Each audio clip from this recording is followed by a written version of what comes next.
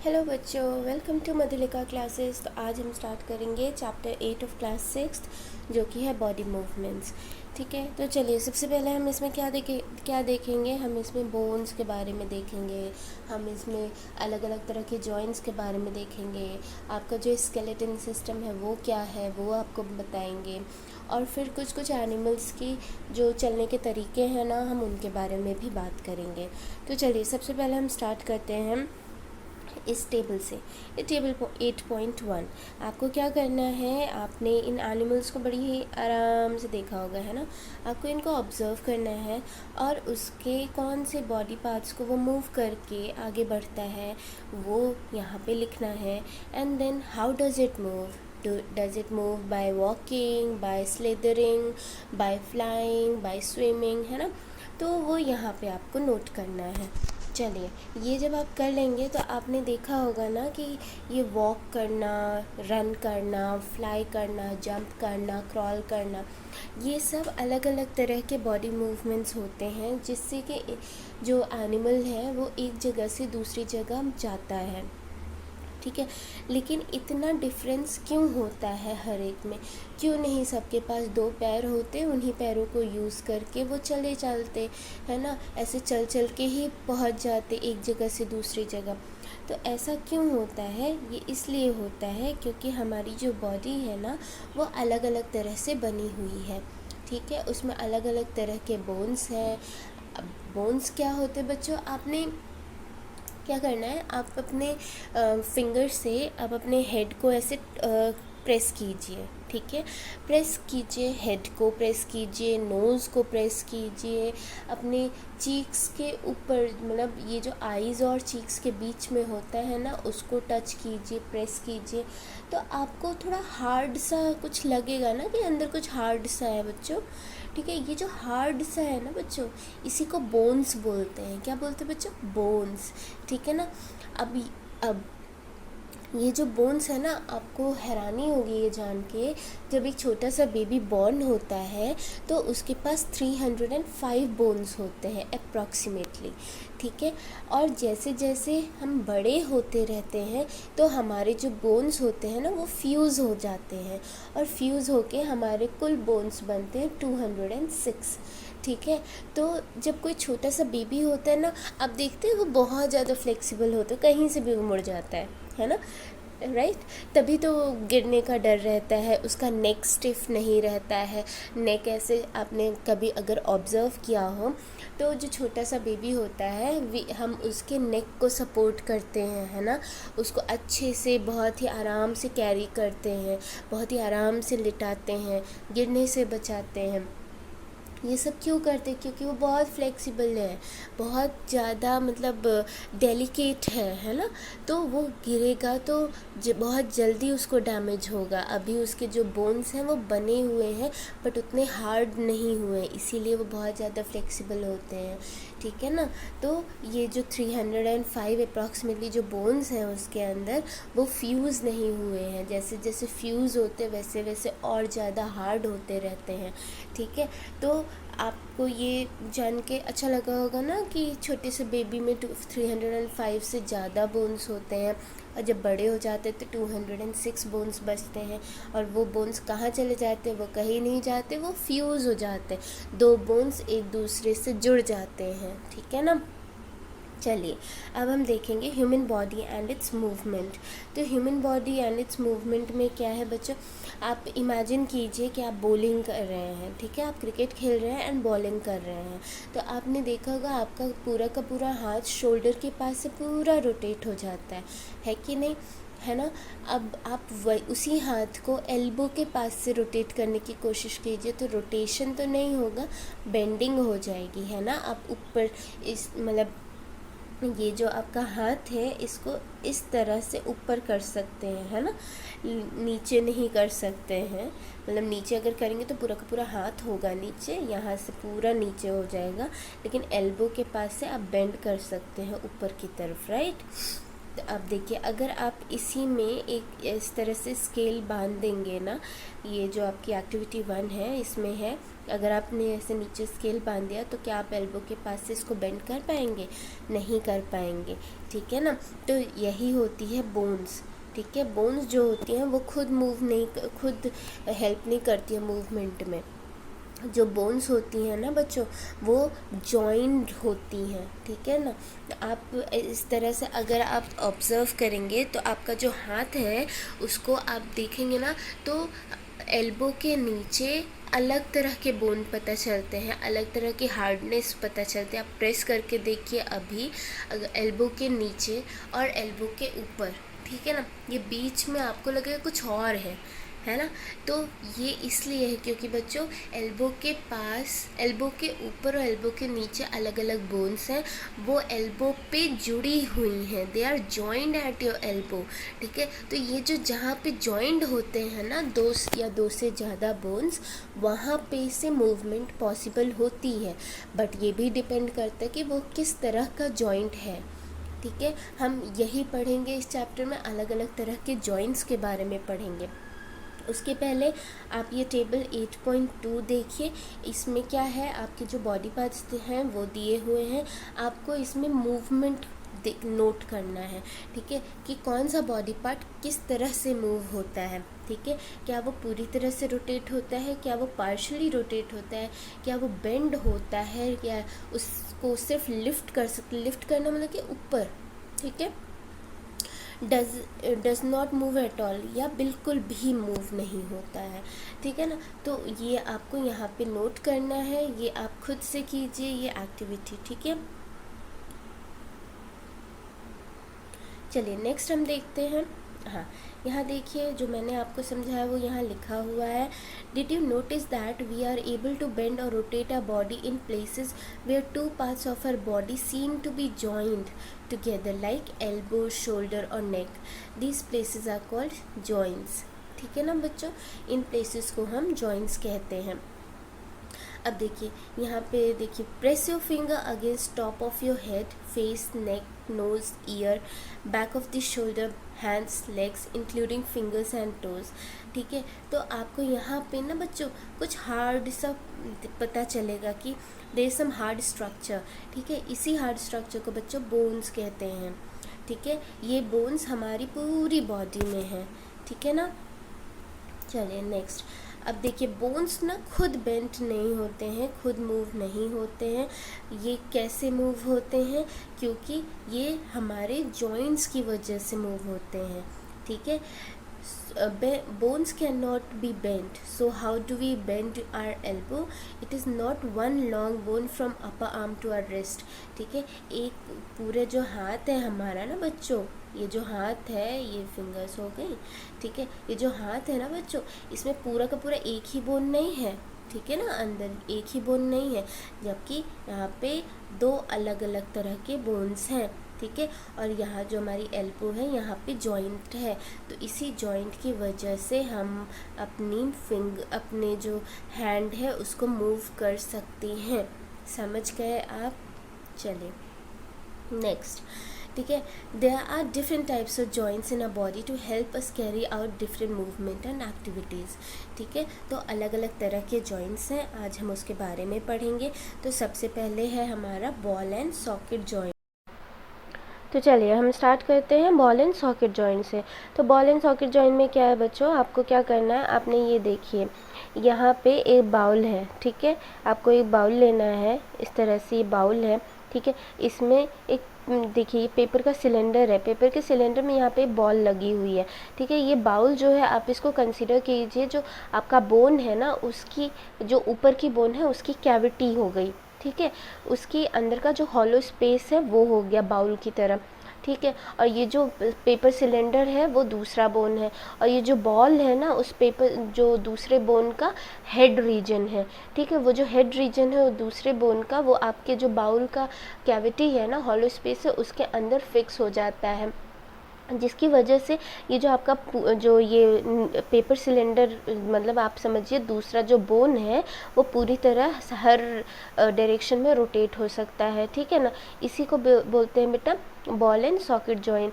ये कहाँ पे प्रेजेंट होता है, आपका जो शोल्डर बोन है ना बच्चों, शोल्डर बोन में ये वाला जो है जॉइंट होता है, इसी वजह से आपका जो हैंड है वो फ्रीली चारों तरफ रोटेट हो सकता है, ठीक है। और ये कहाँ पे प्रेजेंट है, ये आपके पेल्विक बोन में भी प्रेजेंट होता है। पेल्विक बोन जो होती है आपकी बच्चों थाई रीजन के ऊपर, मतलब स्टमक के नीचे थाई रीजन, जो आपका ये पैर है ना बच्चों, पैर का ऊपर वाला पार्ट, ठीक है, वो जो है वो आपके पेल्विक बोन में इसी तरह बॉल एंड सॉकेट जॉइंट से जुड़ी होती है। इसीलिए आपका जो पैर है पूरा चारों तरफ मूव हो सकता है, रोटेट हो सकता है, ठीक है। समझ गए आप। यहाँ पे देखिए लिखा हुआ है the bowel is like the part of shoulder to which your arm is joined. The rounded end of one bone fits into the cavity, hollow space of the other bone, जो मैंने आपको अभी बताया। Such a joint allows movement in all direction. समझ गए आप। इसी तरह से हमारा बॉल एंड सॉकेट जॉइंट होता है। ये देखिए बॉल एंड सॉकेट जॉइंट कहाँ पे प्रेजेंट होता है, ये हमारा थाई बोन है, ये हमारा हिप बोन है, जो आपको मैंने बताया पेल्विक रीजन, ठीक है। ये देखिए यहाँ पे ball and socket joint present है। अब देखिए नेक्स्ट हम देखते हैं पिविटल जॉइंट। ये पिविटल जॉइंट बेटा एक ही जगह प्रेजेंट होता है, वो हमारे नेक में होता है। नेक जॉइंट जो होता है उसी को पिविटल जॉइंट बोलते हैं, ठीक है। जो हमारा हेड है ना बच्चों, वो हमारे बैकबोन से, ठीक है, वो इसी से जुड़ा होता है, ठीक है। इसमें हम चारों तरफ रोटेट नहीं कर सकते, बट आगे पीछे और लेफ्ट एंड राइट हम अपने हेड को बेंड कर सकते हैं, है ना, आगे पीछे कर सकते हैं। ये देखिए ये हमारा है पिविटल जॉइंट यहाँ पर, ठीक है। ये हमारी बैकबोन है, ये हमारा स्कल है, तो ये बीच में पिविटल जॉइंट है। In pivotal joint a cylindrical bone rotates in a ring, ठीक है। तो एकदम रोटेशन पॉसिबल नहीं होता है, लेकिन आगे पीछे दाएं बाएं डायरेक्शन में मूव हो सकता है। अब देखिए हिंज जॉइंट बेटा आप कंसीडर करो एक दरवाज़ा जो आगे पीछे खुलता बंद होता है, ठीक है, उसी तरह से हिंज जॉइंट होता है। जो भी आपका बॉडी पार्ट आगे पीछे होता है, बेंडिंग होती है जिसमें, वहाँ पे हिंज जॉइंट प्रेजेंट है। अब हिंज जॉइंट आप कहाँ देखते हैं, आपके नी रीजन में, है ना, नी रीजन में होता है, तभी तो आप अपना पैर को आगे पीछे कर सकते हैं, है ना। आपका एल्बो है, एल्बो रीजन में जो है आपका हिंज जॉइंट है, तभी आप उसको आगे पीछे कर सकते हैं, है ना। ये होते हैं हमारे हिंज जॉइंट, ठीक है। ये देखिए यहाँ पे लिखा है elbow has a hinge joint that allows only a back and fourth movement, ठीक है। समझ गए आप। चलिए नेक्स्ट देखते हैं फिक्स्ड जॉइंट वहाँ होता है बच्चों जहाँ पे कोई मूवमेंट नहीं होती है, ठीक है। The bones can not move at these joints, ठीक है। ये होते हैं हमारे फिक्स्ड जॉइंट, ठीक है। जब आप अपना मुंह खोलेंगे बच्चों तो आपका जो लोअर जॉ है, ठीक है, वो आप इजीली मूव कर सकते हैं, लेकिन जो अपर जॉ है वो आप मूव नहीं कर सकते। ऐसा क्यों होता है, क्योंकि जो आपका अपर जॉ है ना बच्चों, वो फिक्स्ड जॉइंट से जुड़ा हुआ है, समझ रहे हैं, इसीलिए ये मूव नहीं होता है, ठीक है। अब चलिए नेक्स्ट हम देखते हैं। ये देखिए जो मैंने आपको बताया था कि बेबीज़ जो होते हैं उनको 305 बोन्स होते हैं एट बर्थ, ठीक है, बट धीरे धीरे वो सारे बोन्स फ्यूज़ हो जाते हैं और 206 बोन्स बचते हैं, ठीक है, वो यहीं से बताया है, ठीक है। अब देखिए बच्चों क्या होता है, अब हम पढ़ेंगे स्केलेटन के बारे में। ये स्केलेटन है, ठीक है। जो ये स्केलेटन में क्या है बच्चों, ये सारे बोन्स ही हैं, जो आपको ये सब दिख रहे हैं ना, ये बोन्स हैं। तो ये जो बोन्स होते हैं ना, दे फॉर्म अ फ्रेमवर्क। क्यों बनाते हैं फ्रेमवर्क, ताकि हमारी बॉडी को एक शेप मिल सके, ठीक है। इसी the framework formed by the bones to provide shape to our body is known as skeleton, ठीक है। इसी फ्रेमवर्क को स्केलेटन कहते हैं, ठीक है, समझ गए होंगे। अब देखिए अगर आपको ये आपने ये ऑब्ज़र्व किया होगा, जब भी आपको चोट लगती है या आपके कहीं पे दर्द होता है तो डॉक्टर इलाज करते हैं तो सबसे पहले क्या बोलते हैं कि आप एक्सरे करवा लीजिए, आपकी बोन्स में तो प्रॉब्लम नहीं है, ये देखने के लिए, है ना। तो यही होता है बच्चों एक्सरे में क्या देखते हैं, बोन्स देखते हैं, ठीक है। इसी तरह का एक्सरे होता है, ये हमारे एंकल और नी जॉइंट का एक्सरे है, समझ गए। चलिए अब आपने देखा होगा आपका जो फिंगर है बच्चों, फिंगर ना आपके कई सारे बोन्स से बना हुआ है, ठीक है। ये देखिए बोन्स जो है आपके हैंड में, देखिए इस तरह से होते हैं। ये जो छोटे छोटे बोन्स हैं इनको बोलते हैं कार्पल। क्या बोलते हैं बच्चों, कार्पल, CARPLE, ठीक है। ये देखिए यहाँ लिखा हुआ है कार्पल, ठीक है। ये होते हैं हमारे हैंड के बोन्स, ठीक है। अब देखिए आपका ये देखिए बच्चों, ये है हमारा रिब केज, ठीक है, रिब केज है, देखिए ये हमारा आगे का पोर्शन है, ठीक है। और यहाँ ये देखिए, ये जो पीछे वाला है ना, ये बैकबोन है, ठीक है। तो हमारा जो चेस्ट बोन और बैकबोन दोनों जुड़े होते हैं and they form a cage like structure, ठीक है, उसी को रिब केज बोलते हैं। इसमें ये देखिए इधर भी 12 रिब्स हैं, इधर भी 12 रिब्स हैं, ठीक है। और इसके अंदर ना हमारे कुछ बहुत ही इम्पॉर्टेंट ऑर्गन्स जैसे कि हार्ट है, लंग्स है, ये सब इसके अंदर ही रहते हैं, ताकि क्योंकि वो बहुत डेलिकेट ऑर्गन्स है ना, तो इसीलिए ये प्रोटेक्ट करते हैं एक तरह से उन्हें, ठीक है। ये होता है हमारा रिब केज। ये जब भी आप सांस खूब गहरी सी सांस लेते हैं और तब आपको ऐसा लगता है ना कि आपका जो चेस्ट बोन है और जो बैक बोन है वो दोनों एक दूसरे से जुड़े से हैं, आपको एहसास होगा, आप करके देखिए, ठीक है। तो ये होता है हमारा रिब केज हो गया, ठीक है, ये रिब केज हो गया। अब चलिए हम नीचे देखते हैं। ये देखिए यहाँ पे लिखा हुआ है there are 12 ribs on each side of the chest, ठीक है। some important internal parts of our body lie protected inside this cage, ठीक है। चलिए अब नेक्स्ट हमारा बैकबोन, ये देखिए हमारा बैकबोन है। ये जो बैकबोन है ना बच्चों, सोचिए हम बेंड क्यों हो पाते हैं, क्योंकि जो हमारा बैकबोन है ना वो कई सारे छोटे छोटे बोन से बना हुआ है, ठीक है। अगर एक ही बोन होती इस तरह से, तो फिर क्या हम बेंड हो सकते? नहीं हो सकते, है ना। तो इसीलिए हम बेंड हो सकते हैं, क्योंकि हमारा बैकबोन जो है कई सारे बोन से बना हुआ है, और ये जो छोटे छोटे बोन्स हैं इनको क्या बोलते हैं? वर्टिब्रे, ठीक है। ये देखिए लिखा हुआ है वर्टिब्रे, ठीक है। It is made of many small bones called vertebrae.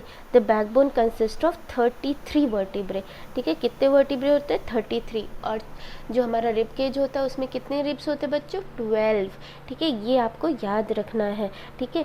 ये जो रिब केज है, ठीक है, the rib cage is joint to these bones, ठीक है। तो वर्टिब्रे से रिब केज जॉइंट होते हैं, ठीक है। समझ गए आप। चलिए अब नेक्स्ट हम देखेंगे, ये देखिए शोल्डर बोन। शोल्डर बोन बेटा बहुत प्रोमिनेंट सा बोन होता है। आप अपने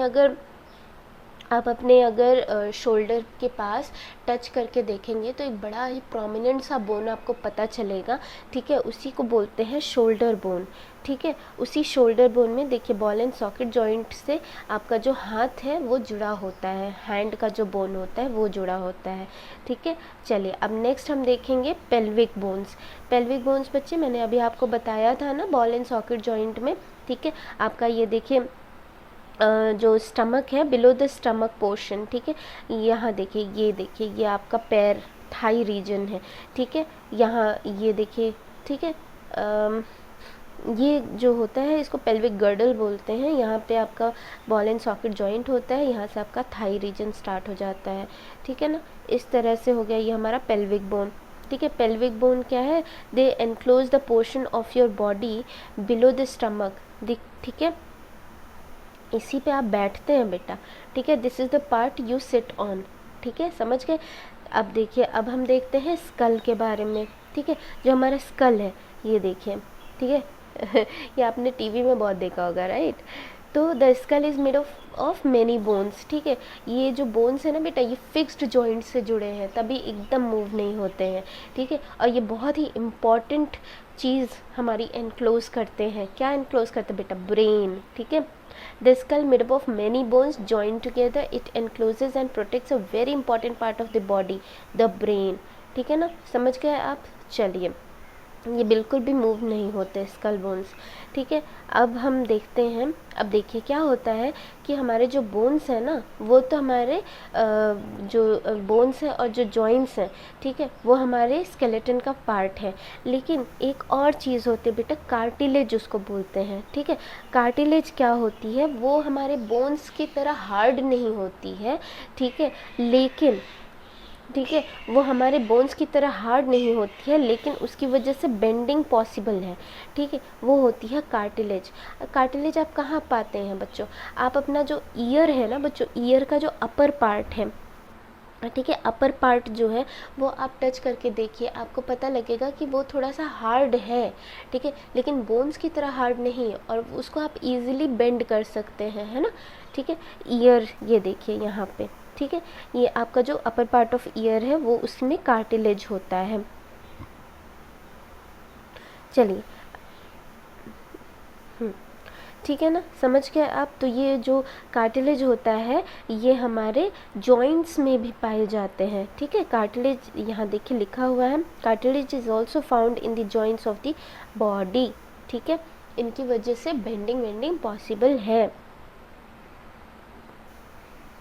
चलिए अब नेक्स्ट हम देखेंगे जो हमारा स्केलेटन है बच्चों, वो अब किस किस से हमको समझ में आ गया, किस किस चीज़ों से बना हुआ है। The skeleton is made up of many bones, joints and cartilage, ठीक है ना, समझ गए आप। चलिए अब हम नेक्स्ट देखते हैं कि क्या देखेंगे। हाँ देखिए बच्चों, ये तो आपने बहुत किया होगा, राइट। ये चीज़ जो है आई एम श्योर आपने बहुत किया होगा। क्या करना है आपको, अपना जो हाथ है ना उसको इस तरह से पहले बेंड कीजिए। जब आप बेंड करेंगे तो आपको पता चलेगा जो आपका यहाँ वाला रीजन है ये थोड़ा सा फूल जाता है ना, फूल जाता है। क्यों फूल जाता है, ठीक है, वो इसलिए क्योंकि जो यहाँ के मसल्स हैं ना बच्चे वो कॉन्ट्रैक्ट हो जाते हैं, ठीक है। और जब आप फिर से अपना हाथ ऐसे सीधा कर देते हैं तो यहाँ का जो रीजन है वो अपने आप नॉर्मल जो पहले शेप थी वही हो जाती है। क्यों, क्योंकि जो मसल्स हैं अंदर वो रिलैक्स हो गए हैं, ठीक है। ये देखिए यहाँ पे दिया हुआ है the swollen region in the upper arm, ठीक है, ये होते हैं muscles. The muscle bulges due to contraction, ठीक है, it become smaller in length. तो मसल्स जो है ना कॉन्ट्रैक्ट हो जाते हैं तो छोटे हो जाते हैं, ठीक है। जब आप अपनी आर्म को नॉर्मल साइज़ में करते हैं तो फिर क्या होता है, वो जो मसल्स होते हैं वो रिलैक्स हो जाते हैं और फिर नॉर्मल अपने साइज़ में आ जाते हैं, ठीक है। When contracted the muscle become shorter, stiffer and thicker, it pulls the bone, ठीक है। तो मसल्स जो होती हैं ना बच्चों वो बोन्स से अटैच्ड होती हैं और वो बोन्स को खींचती हैं, समझ रहे हैं, बोन्स को खींचती हैं जब वो कॉन्ट्रैक्ट होती हैं, ठीक है। और जब वो रिलैक्स होती हैं तो एकदम उसका उल्टा होता है, ठीक है। तो मसल्स जो होते हैं बच्चों दे वर्क इन पेयर्स, ठीक है। When one of them contracts the bone is pulled in that direction, ठीक है। The other muscle pair it relaxes, ठीक है, to move the bone in opposite direction, ठीक है। जब आप अपने आर्म को मोड़ते हैं, बेंड करते हैं, तो जो ऊपर वाला रीजन है वो क्या हुआ, उसमें मसल्स कॉन्ट्रैक्ट हुई, ठीक है, लेकिन नीचे वाला रीजन जो है वो रिलैक्स्ड है, ठीक है। जब आप रिलैक्स हो जाते हैं, अपने आर्म को सीधा कर लेते हैं तो ऊपर वाला रीजन रिलैक्स हो जाता है, ठीक है। तो वो जो बोन्स उससे अटैच्ड हैं वो अपने नॉर्मल पोजीशन पे पहुंच जाती हैं, ठीक है। To move the bone in opposite direction, the relaxed muscle contracts to pull the bone towards its original position, while the first relaxes. A muscle can only pull, ठीक है, मसल सिर्फ पुल कर सकता है बच्चों, सिर्फ पुल कर सकता है, खींच सकता है, ठीक है, पुश नहीं कर सकता। पुश का क्या मतलब होता है, पुश का मतलब होता है धक्का देना, ठीक है, पुश नहीं कर सकता, पुल करता है सिर्फ मसल्स, ठीक है। यहाँ देखिए लिखा हुआ इट कैन नॉट पुश, ठीक है, मसल्स कैन नॉट पुश।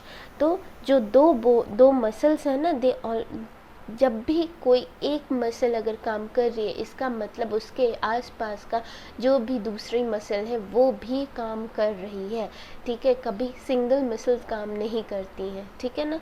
तो दे ऑलवेज वर्क। चलिए तो हम पढ़ते हैं गेट ऑफ एनिमल्स। तो गेट ऑफ एनिमल्स का क्या मतलब होता है, गेट का मतलब होता है बच्चों कि किस तरह से कोई भी एनिमल मूव कर रहा है, ठीक है ना। तो इसमें हम कई सारे एनिमल्स की मूवमेंट के बारे में पता करेंगे।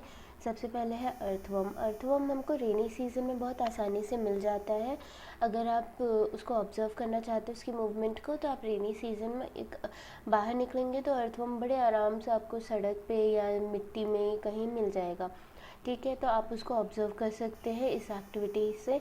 इस एक्टिविटी में क्या करना है, इसमें दिया हुआ है एक फिल्टर पेपर या ब्लॉटिंग पेपर पे आप एक अर्थवर्म को उठा के रखेंगे, ठीक है। फिर उसकी मूवमेंट को देखेंगे, उसके बाद उसको ब्लॉटिंग पेपर से आप किसी एक बहुत ही अच्छे से स्मूथ से ग्लास प्लेट में रखेंगे, वहाँ पे उसकी मूवमेंट को देखेंगे, ठीक है। तो आपको पता चलेगा कि अर्थवर्म कैसे मूव करता है और कौन से सरफेस पे वो आसानी से मूव कर पाया, ठीक है बच्चों। तो हम देखते हैं सबसे पहले कि अर्थवर्म जो होता है ना उसकी बॉडी कैसी होती है। उसमें बेटा कोई भी बोन नहीं होता है, उसकी body is made up of many rings, ठीक है ना, जॉइंट एंड टू एंड। तो इसमें क्या होता है, कोई भी बोन नहीं होते, इसकी बॉडी में खूब सारे मसल्स होते हैं। तो जैसा कि मैंने आपको इसी चैप्टर में बताया कि muscles work in pair, one of the muscle will contract, the other will relax, the other will contract, the first one will relax, ठीक है। इसी बेसिस पे अर्थवर्म मूव करता है। ये देखिए, ये है अर्थवर्म की मूवमेंट दी हुई है। इसमें देखिए ये क्या है, ये देखिए इसका रियर एंड है, रियर मतलब पीछे का, और ये है फ्रंट एंड, ठीक है ना, रियर एंड फ्रंट एंड। तो ये सबसे पहले क्या करेगा, जो रियर एंड है ना बच्चे, उसको ग्राउंड में फिक्स कर देता है। इसके फिक्स किस तरह से करता है, इनकी जो बॉडी होती है ना, उनमें नीचे की तरफ में छोटे छोटे हेयर लाइक स्ट्रक्चर्स होते, ब्रिसल्स होते हैं, ठीक है, वो हेल्प करते हैं ग्राउंड में फिक्स होने के लिए। तो क्या करेगा, ये रियर एंड को अपने ग्राउंड में फिक्स करेगा और फ्रंट एंड को एक्सटेंड करेगा, ठीक है। जब फ्रंट एंड एक्सटेंड हो जाएगा तब फिर रियर एंड को यहाँ ग्राउंड से हटा के फिर वो अपनी तरफ खींचेगा, ठीक है। इस तरह से ये मूव होता है, समझ गए आप। देखिए यहाँ लिखा हुआ है, during the movement the earthworm first extends the front part of the body keeping the rear portion fix to the ground, ठीक है। Then it fixes the front end and releases the rear end, ठीक है। सबसे पहले इसने क्या किया, rear end को फिक्स किया, फ्रंट एंड को एक्सटेंड किया, फ्रंट एंड जब एक्सटेंड हो गया तो उसको ग्राउंड में फिक्स किया और रियर एंड को रिलीज़ कर दिया, फिर अपनी तरफ उसको पुल कर लिया, ठीक है ना। Then it shortens the body and pulls the rear end forward. इस तरह से ये मूव करता है, ठीक है। आपने देखा होगा बहुत धीरे धीरे मूव करता है, ठीक है ना। Repeating such muscle contraction and expansion helps the movement of earthworm, ठीक है ना। अब देखिए यहाँ पे लिखा हुआ है कि इसकी बॉडी में ना, इसकी बॉडी सिक्रीट करती है एक स्लाइमी सा सब्सटेंस जो कि हेल्प करता है मूवमेंट में।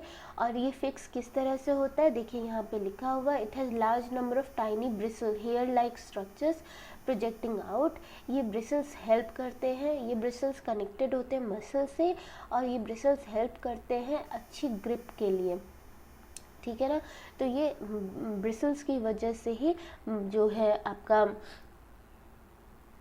अर्थवर्म जो है वो ग्राउंड से फिक्स हो जाता है, समझ गए। और अर्थवर्म को बेटा फार्मर्स फ्रेंड भी कहते हैं, ये आपने पढ़ा होगा पहले। फार्मर्स फ्रेंड इसलिए कहते हैं बच्चों क्योंकि ये क्या करता है ना, जैसे जैसे चलता रहता है ये मिट्टी खाता रहता है, और फिर जो अनडाइजेस्टेड मिट्टी होती है ना उसको निकालता रहता है।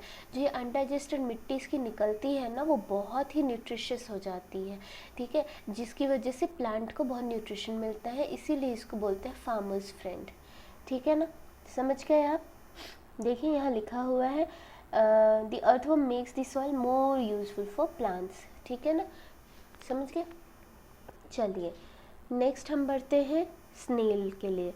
तो स्नेल आपने देखा है, ये भी आपको रेनी सीजन में मिलेगा, ठीक है। स्नेल में देखिए ये कैसा होता है, एक इस तरह से गोल सा इसके ऊपर शेल होता है बहुत बड़ा सा, ठीक है। इसी शेल के अंदर ये स्नेल छुप के बैठा रहता है, ठीक है। जब इसको मूवमेंट करनी होती है ना तो इसी शेल में से ये इसका पूरा बॉडी निकल जाता है, ठीक है।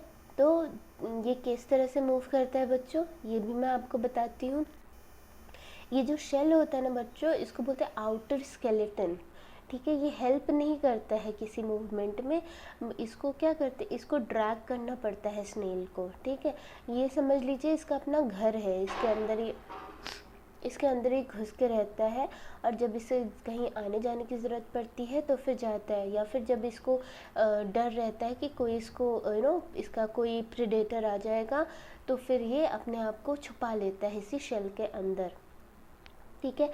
तो इसको हम देखते हैं ये कैसे मूव करता है बच्चों। इसमें ना एक थिक सा स्ट्रक्चर होता है, ठीक है, और हेड होता है इसका, ठीक है। जो थिक सा स्ट्रक्चर है बच्चे वो उसका पैर होता है, यहाँ नीचे की तरफ इसके पैर होते हैं, ठीक है। ये स्ट्रक्चर जो थिक सा स्ट्रक्चर होता है जब इस शेल से निकलता है ना तो फिर ये ऐसे वेवी सा मूवमेंट उसका देख सकते हैं उसके फुट का, ठीक है।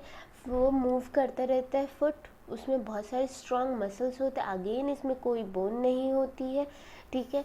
और फिर देखिए यहाँ पे लिखा हुआ है a thick structure and a head of snail may come out of an opening in the shell. The thick structure is its foot made of strong muscles, ठीक है, strong muscle से बना हुआ है, ठीक है। अब देखिए the wavy motion of foot can be seen, ठीक है, इसी मूवमेंट की वजह से स्नेल जो है आगे बढ़ता है, ठीक है। तो इसके फुट होते हैं और इसमें मसल्स होते हैं, इसमें भी कोई बोन नहीं होता है, इसका शेल होता है, शेल के अंदर ये सब छुप के बैठे रहते हैं, ठीक है। शेल को आउटर स्केलेटन बोलते हैं स्नेल का, ठीक है। ओके, तो चलिए अब हम नेक्स्ट देखते हैं, ये हो गया हमारा स्नेल। अब देखिए कॉकरोच बच्चों आप लोगों ने सबने देखा होगा, कॉकरोच जो है वॉक भी करता है, फ्लाई भी करता है ना, दीवारों पे भी चढ़ जाता है। तो जो कॉकरोच होता है बेटा ये इंसेक्ट है, इंसेक्ट के 3 पेयर्स ऑफ लेग्स हैं, ठीक है। इसके 3 पेयर्स ऑफ लेग्स होते हैं जो कि इसको हेल्प करते हैं चलने में, ठीक है। इसकी जो बॉडी होती है बच्चों, इसको आपने नोटिस किया होगा, इसकी बॉडी बड़ी हार्ड सी होती है, ठीक है। तो ये जो हार्ड सा होता है ना इसके ऊपर, ये इसको बोलते हैं आउटर स्केलेटन। इसकी आउटर स्केलेटन बहुत हार्ड होती है और प्लेट से बनी होती है, ठीक है। These plates are joined together, और ये जो प्लेट्स होते हैं ना, जो इसकी आउटर स्केलेटन है, वो हेल्प करती है इसकी मूवमेंट में।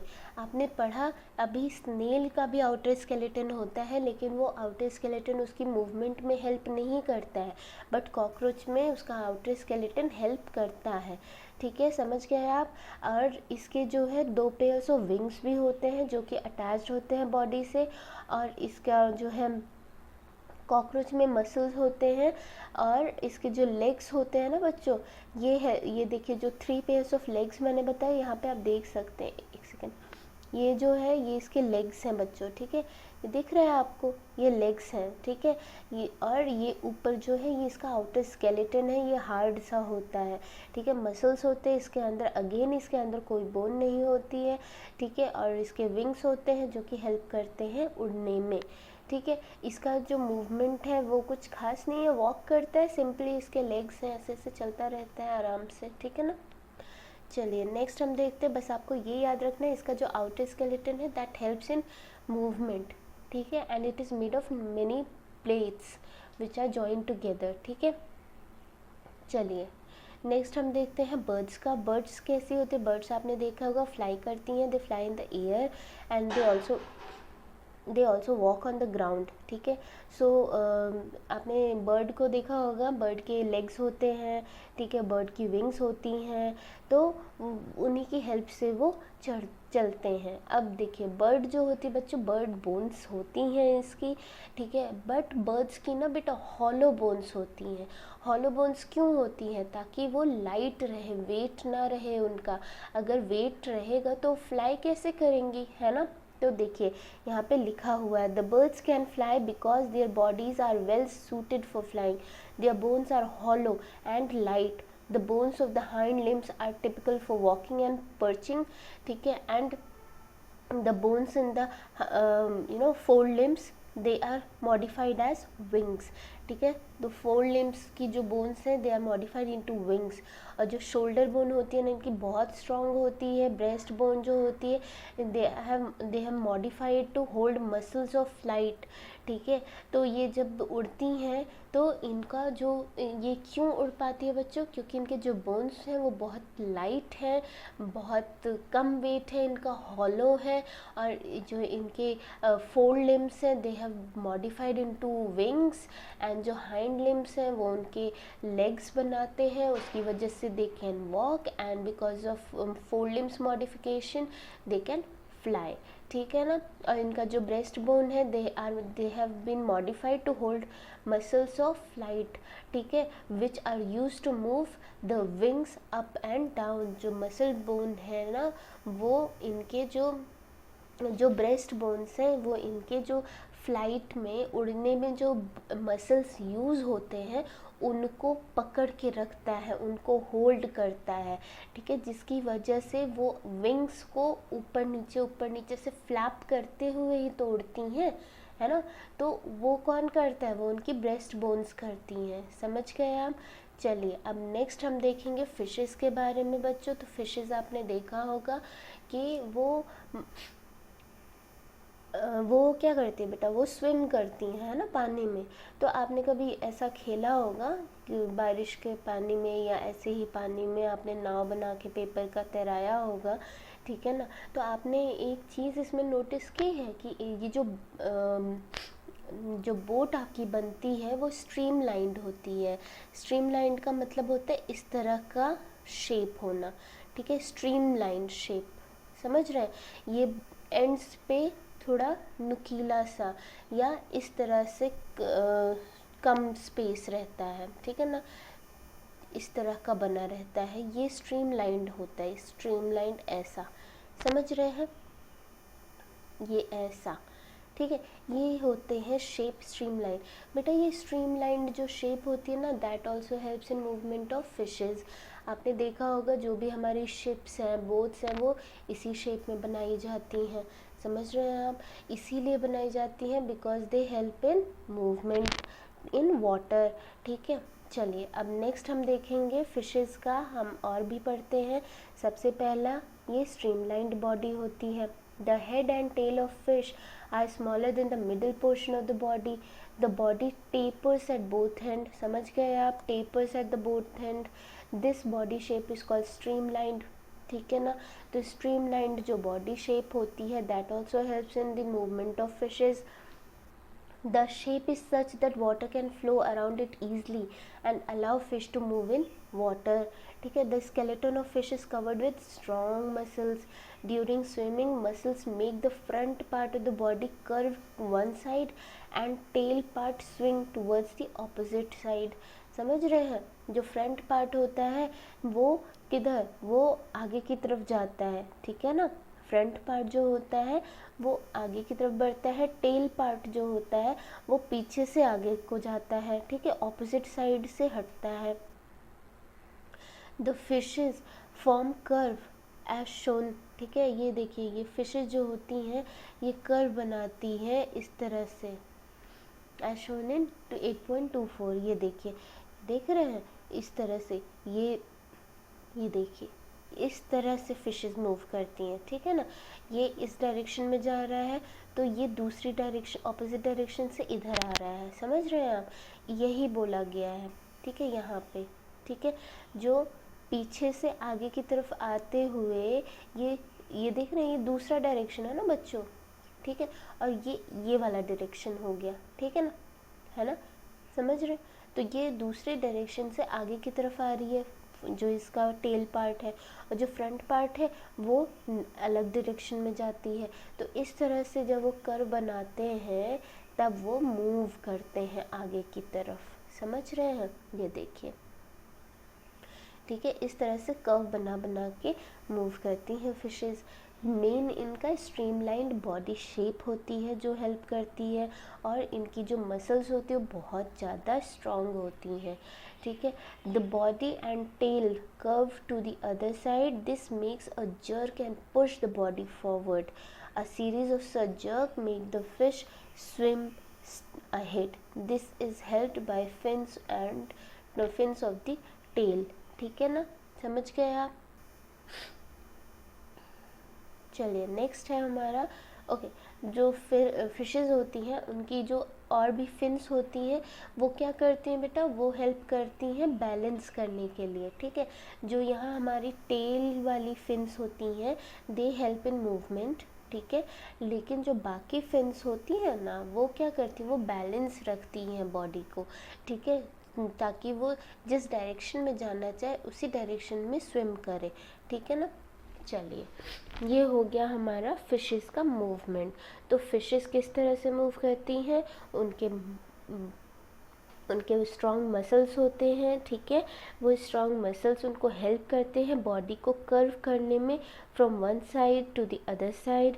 फ्रंट पार्ट एक साइड में कर्व होता है, टेल पार्ट ऑपोजिट साइड से कर्व होता है, और उसके बाद फिर जो टेल पार्ट है उसमें एक जर्क आता है, ठीक है, जो कि हेल्प करता है फिश को पुश करने में आगे की तरफ, ठीक है। और जो स्ट्रीमलाइंड बॉडी शेप है ओके तो चलिए अब हम पढ़ेंगे स्नेक्स के बारे में। तो स्नेक्स क्या होते हैं बच्चों, स्नेक्स की एक लॉन्ग सी बैकबोन होती है और उनके बहुत सारे थिन मसल्स होते हैं जो कि इंटरकनेक्टेड होते हैं। Muscles are also interconnected, muscles also interconnect the backbone, ribs and skin. ये देखिए यहाँ पे लिखा हुआ है। जो स्नेक्स होते हैं उनकी बॉडी में बहुत सारे कर्व्स होते हैं और जो कि लूप्स बनाते हैं, और ये जो लूप्स होते हैं ना they push the snake against the ground, ठीक है ना। जो इनकी बॉडी को पुश करते हैं जिसकी वजह से ये फॉरवर्ड मूवमेंट होती है। और जो ये लूप्स होते हैं, जितनी ज़्यादा लूप्स होती है, मतलब जितना बड़ी इनकी बॉडी होती है उतनी ज़्यादा लूप्स होते हैं और उतना ही फास्ट जो है स्नेक मूव करता है, ठीक है। लेकिन वो स्ट्रेट लाइन में मूव नहीं करता है। ये देखिए यहाँ पे पूरा लिखा हुआ है, the snake's body curves into many loops. Each loop of the snake gives it a forward push by pressing against the ground. Since its long body makes many loops and each loop gives it this push, the snake moves forward very fast and it is not in a straight line. ठीक है ना, तो straight line में move नहीं करता है। अब देखिए हमने ये पढ़ लिया है कि कैसे अलग अलग बोन्स और मसल्स किस तरह से अलग अलग एनिमल्स में हेल्प करते हैं मूवमेंट में। फिलोसोफर एरिस्टोटल है, इन्होंने अपनी एक बुक गेट ऑफ एनिमल्स में ये सारे क्वेश्चंस लिखे, मतलब अपने आप से पूछे कि क्यों, किस तरह से ये जो डिफरेंट एनिमल्स हैं इनके जो बॉडी पार्ट्स हैं वो हेल्प करते हैं इनको मूवमेंट में, या फिर अलग अलग एनिमल्स में अलग अलग बॉडी पार्ट्स क्यों हेल्प कर रहे हैं मूवमेंट में, कैसे हेल्प कर रहे हैं। तो बच्चों ये सारे क्वेश्चंस के आंसर्स तो हमने जो है इस चैप्टर में लिया है ना, पढ़ा हमने किस तरह से अलग अलग एनिमल्स मूव करते हैं। तो अब आपको समझ में आ गया हमारे मसल्स, हमारे बोन्स, हमारा जो स्केलेटन सिस्टम है वो किस तरह से हमें हेल्प करता है वॉक करने में, चलने में, है ना। अब देखिए योगा जो है आपको पता ही है, योगा जो है हमें करना चाहिए, ठीक है। यूनाइटेड नेशन ने डिक्लेयर किया है कौन सी डेट, 21 जून को as International Day of yoga, ठीक है। तो योगा से क्या होता है बच्चों, हमारी जो बैकबोन है ना सबसे ज़्यादा उसको आराम मिलता है, जो हमारे जितने मसल्स हैं, जितने बोन्स हैं उनको आराम मिलता है, इसीलिए हमें योगा करना चाहिए, ठीक है। इससे हमारी बॉडी और फ्लेक्सिबल होती है, ठीक है, और बहुत सारी बीमारियों से हम दूर रहते हैं, ठीक है ना। तो हमें योगा करना चाहिए, ठीक है, और सीखना ज़रूरी है। तो इससे आपकी जो पोस्चर है ना, जिस तरह से आप बैठते हैं, जिस तरह से आप चलते हैं, जिस तरह से आप खड़े होते हैं, उसको पोस्चर बोलते हैं, तो उसको इम्प्रूव करती है योगा, ठीक है ना। चलिए इस तरह से हो गया हमारा ये चैप्टर फिनिश। अब मुझे पक्का यकीन है ये जो कीवर्ड्स हैं अब आप इसमें बिल्कुल भी कंफ्यूज नहीं होंगे, आपको सब समझ में आएगा। Backbone, ball and socket, bristles, cartilage, cavity, fix joint, gait of animal, hinge joint, muscles, outer skeleton, pelvic bones, pivotal joint, rib cage, shoulder bones, skeleton, streamlined, ठीक है, ये सब हमने पढ़ा है। तो चलिए हम जल्दी से एक्सरसाइज भी देख लेते हैं। सबसे पहले joints of bones help in dash of the body, बेटा movement. A combination of bones and cartilage form dash of the body. What does it form, beta? Skeleton, right? The bones at the elbow are joined by which joint? Elbow में कौन सी joint होती है बेटा? Hinge joint, ठीक है ना। The contraction of dash pulls the bones during movement. तो the contraction of muscles, ठीक है ना। Now true and false. The movement and locomotion of all animals is exactly the same. Is it? Obviously नहीं, अभी तो हमने 3-4 animals के बारे में पढ़ा है ना, तो this is false. The cartilage are harder than bones, no, the cartilage are not harder than bones, right. The finger bones do not have joints, they do have joints. इसी वजह से आप अपनी फिंगर को जो है ऐसे मोड़ सकते हैं, राइट, दे हैव जॉइंट्स, तो this is false. The forearm has 2 bones. Forearms में 2 bones हैं? No, false. They have more than 2 bones. ठीक है ना। Cockroaches have an outer skeleton. Yes, cockroach में outer skeleton होती है, that permits its movement. ठीक है ना। चलिए अब मैचिंग देख लेते हैं। अपर जॉ, अपर जॉ बेटा मैंने आपको बताया था ना, जब आप मुंह खोलेंगे तो आप लोअर जॉ को मूव कर सकते हैं, अपर जॉ को मूव नहीं कर सकते। तो upper jaw is an immovable joint. Fish, fish have fins on the body. Ribs, ribs क्या है बेटा, रिब्स या ribs protect the heart. Snail क्या करता है बेटा, snail has an outer skeleton, yes snail, या snail show very slow movement, ठीक है ना। Cockroach, they have an outer skeleton, ठीक है, समझ गए आप। चलिए ओके, तो फिश जो है ना बच्चों, फिश आप ये भी बोल सकते हो हैव स्ट्रीमलाइंड बॉडी, फिश का ये भी बोल सकते हो, ठीक है। चलो नेक्स्ट हम देखते हैं, answer the following, what is ball and socket joint. बेटा ये क्वेश्चन तो आप आसानी से कर सकते हैं, बॉल एंड सॉकेट जॉइंट क्या होता है ये बताना है। स्कल बोन्स मूवेबल होते हैं क्या, नहीं होते, right. Why can our elbow not move backwards, आप बता लीजिए, ये मैंने आपको बताया हुआ है, क्यों, क्योंकि हिंज जॉइंट होता है एल्बो में, इसलिए हमारा बैकवर्ड नहीं हो सकता, सिर्फ आगे नीचे ऊपर नीचे ऐसे ही हो सकता है, ठीक है ना। चलिए इस तरह से हो गया हमारा ये चैप्टर फिनिश। आई होप आपको ये चैप्टर समझ में आया हो, और अगर आपको ये वीडियो पसंद आया है तो प्लीज़ लाइक कीजिए, अपने फ्रेंड्स के साथ शेयर कीजिए, और मेरे चैनल को प्लीज़ प्लीज़ प्लीज़ सब्सक्राइब कीजिए। थैंक यू, मिलते हैं नेक्स्ट वीडियो में, बाय बाय।